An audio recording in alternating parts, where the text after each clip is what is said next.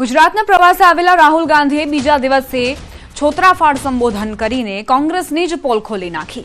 કોંગ્રેસના નેતાઓને અરીસો બતાવ્યો। છેલ્લા 30 વર્ષથી કોંગ્રેસ ગુજરાતમાં સત્તા પર કેમ નથી આવી રહી એના કારણો ખુલ્લેઆમ ઉજાગર કર્યા। કાર્યકર્તાઓને ખખડાવતા કહ્યું કે ગુજરાતમાં કોંગ્રેસમાં બે ટીમ છે।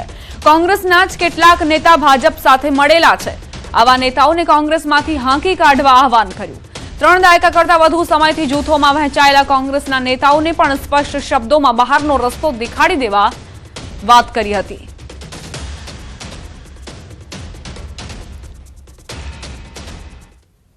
तो अगर हमें रिश्ता बनाना है तो हमें दो काम करने हैं। पहला काम,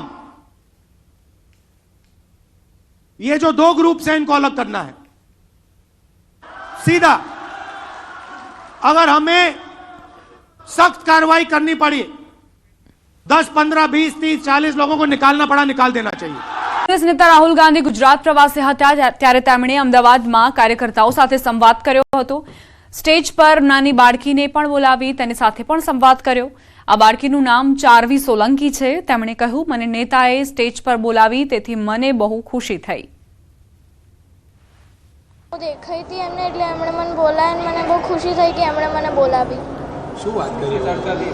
એમણે મારું નામ પૂછ્યું અને મેં એમને કીધું કે મારું નામ ચારવી સોલંકી છે। એમણે એવું પૂછ્યું કે તું અત્યારે કયા ધોરણમાં ભણું છું? મેં કીધું કે હું 7th ભણું છું અને હું બેડમિન્ટનની ફિલ્ડમાં જવાની છું અને મારી સ્કૂલની કોંગ્રેસ પાર્ટીની હું લીડર છું। પહેલા રાહુલ ગાંધીને મળી હતી કે પહેલી વખત મળી છે? ના, મારું આ સેકન્ડ ટાઈમ છે। મારું આ સેકન્ડ ટાઈમ છે અને હું પહેલાં અમદાવાદમાં મળી હતી જ્યારે હાથ જોડોમાં આવ્યા હતા।